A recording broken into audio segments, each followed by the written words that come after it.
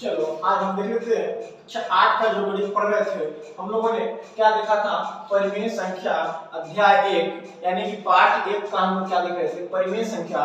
परिमेय संख्या में हमने क्या देखा, सबसे पहले तो देखा था धनात्मक और ऋणात्मक संख्या, इसके बाद देखा था प्राकृतिक संख्या, इसके बाद देखा था पूर्ण संख्या जो हमारा प्राकृतिक संख्या 1 से चालू होकर के अनंत तक जाती है और पूर्ण संख्या हमारा 1 से चालू होकर के 0 से चालू होकर के अनंत तक जाती है। और पूर्णांक संख्या निगेटिव संख्या भी और 0 और पॉजिटिव संख्या भी होती है जिसे हम पूर्णांक बोलते हैं। परिमेय संख्या, इसके बाद हमने देखा था परिमेय संख्या। परिमेय संख्या क्या होती है, ऐसी संख्या, ऐसी पूर्णांक संख्या जिसे हम p/q के रूप में लिख सकते हैं लेकिन q के बराबर में 0 नहीं होना चाहिए, जिसे पूर्णांक संख्या कहते हैं, जिसे परिमेय संख्या कहते हैं।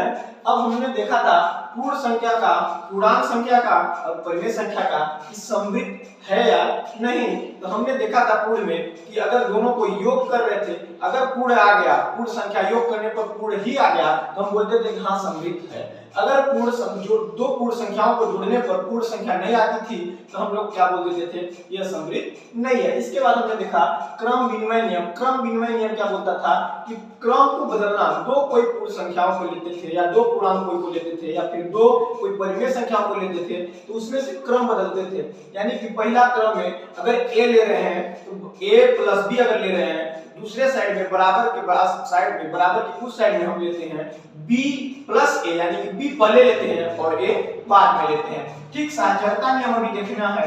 साझरता नियम में कोई न कोई यानी कोई भी हमें तीन संख्याओं को लेना पड़ेगा। यदि पूर्ण संख्या का साझरता निकाल रहे हैं तो कोई तीन पूर्ण संख्या लेना पड़ेगा और पूर्णांक का निकाल रहे हैं तो कोई तीन संख्या लेना पड़ेगा। अगर परिमेय संख्या का ले रहे हैं तो कोई तीन परिमेय संख्या का हमें साझरता नियम निकालना पड़ेगा, क्योंकि कोई भी साझरता नियम हमें तीन डिजिट लेना पड़ेगा, यानी कि तीन अक्षरों का, यानी कि तीन संख्याएं लेना पड़ता है। जैसे a b c, a अगर बाहर रहेगा तो b और c एक कोष्ठक में, बराबर के उस साइड में a और b एक कोष्ठक में हो जाएगा, c बाहर निकल जाएगा। ठीक उसी तरीके से जैसे गुणन का है तो यहाँ पर अगर योग होगा यहाँ भी जोड़ का, यहाँ भी प्लस का चिन्ह और यहाँ भी प्लस का चिन्ह। अगर योग है तो प्लस का चिन्ह, प्लस का चिन्ह। अगर व्यकलन है यानी घटाना का है तो माइनस का चिन्ह लग जाएगा।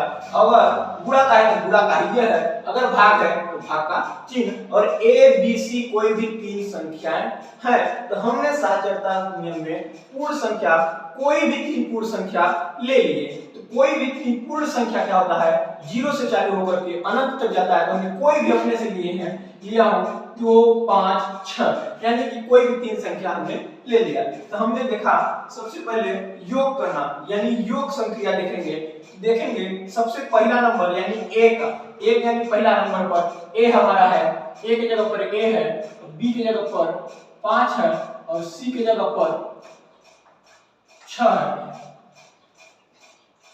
c की जगह पर 6 है हमारा। तो सबसे पहले देखेंगे a बाहर रहेगा और b गुणे c, यानी b प्लस c एक कोष्ठक में बराबर a कोष्ठक में b, यानी a b कोष्ठक में रहेगा, बाहर में c रहेगा। दोनों में जब चेक कर दिए तो हाँ आंसर हमारा दोनों साइड का क्या आ गया, आंसर 13 ही आया। तो हम इसको लिखेंगे योग साहचर्य है।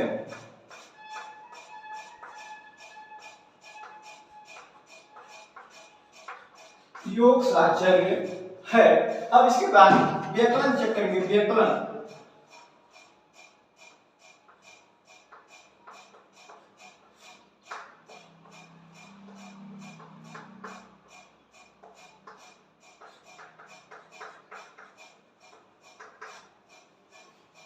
व्यकलन का चेक करेंगे। व्यकलन का मतलब होता है कि घटाने का चिन्ह, यानी कि माइनस लगाना है। तो सबसे पहले हम लिखेंगे a, यानी a के जगह पर हम लिखेंगे 2 माइनस एक कोष्ठक में लिखेंगे b और c का मान 5 माइनस 6, 5 माइनस 6 बराबर के उस साइड में हमारा 2 और 5 एक कोष्ठक में रहेगा, 2 माइनस 5 एक कोष्ठक में माइनस 6। अब चेक करेंगे क्या दोनों का आंसर समान आता है। अगर समान आ जाता है तो हम बोलेंगे हाँ व्यकलन जो है साहचर्यता नियम, व्यकलन साहचर्य है अन्यथा नहीं है। तो हमने देखा 5, इसका आंसर आएगा 2 माइनस 6 में 5 जाएगा माइनस का 1 बराबर 2 में 5 जाएगा माइनस का 3 माइनस का 6। हमने देखा इसका आंसर आ रहा है 9 और इसका आ रहा है एक कम है 2 1 3। दोनों का हमने देखा एक साइड में 3 आ गया एक साइड में 9। जब दोनों बराबर नहीं है तो हम लिखेंगे कि व्यवकलन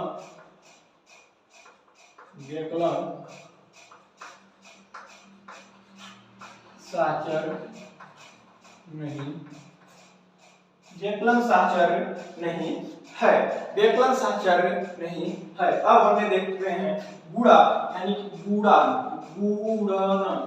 गुणन संक्रिया यानी इसमें क्या होता है गुणा होता है। क्या होता है गुणा होता है। जैसे ये हमारा दिया हुआ है तो हमने क्या देखा एक जगह पर 2 लिखे थे 2 गुणे बी और सी को कोष्टक में लिख लेते हैं 5 गुणे 6 बराबर अब ए भी गुणा में रहेगा यानी 2 गुणे 5 एक कोष्टक में बाहर रहेगा सी का मान 6 बराबर कितना आता है 5 छाक 30 दूनी 60 बराबर 2 पंचे 10 छक्का 60 यानी ये जब दोनों बराबर आ गया तो हमने देखा कि जब हमारा पूर्ण संख्या का गुणन हो रहा है संक्रिया यानी गुणा हो रहा है तो हम लिखेंगे यानी आंसर समान आ जा रहा है 60 आ रहा है हम लिखेंगे गुणन साचर्य है, गुणन साचर्य है। अब हमें देखना है भाग का कि इसका देखना है हमें अब भाग का। तो भाग का यहीं पे लिखते हैं भाग का तो हम देख रहे हैं भाग का यहीं पे देख लेते हैं भाग का गुणा देख लिए गुणा का है हम देखते हैं भाग का 2 भागे 5 भागे 6 बराबर 2 भागे 5 भागे 6। इसका आंसर अलग आएगा और इसका आंसर अलग आएगा इसलिए हमारा दोनों बराबर में नहीं आ रहे हैं। तो हम बोल सकते हैं जब दोनों बराबर नहीं है तो हम बता देंगे भाग साचर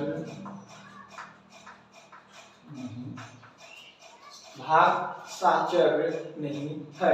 तो हमने देखा योग साचर है, व्यवकलन साचर नहीं है, गुणा साचर है और भाग साचर नहीं है, यानी कि 2 है और 2 साचर नहीं है।